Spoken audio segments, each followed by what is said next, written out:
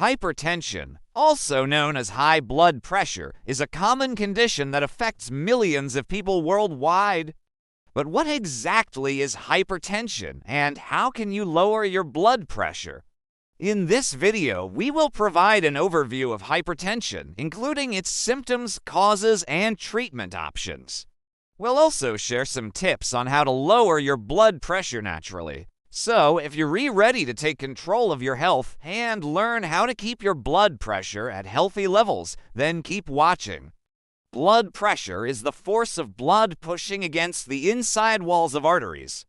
When this force becomes too strong, it can damage the arteries and organs, leading to serious health problems such as heart disease, stroke, and kidney failure. There are two main types of hypertension, essential and secondary. Essential hypertension is the most common type, and there is no known cure.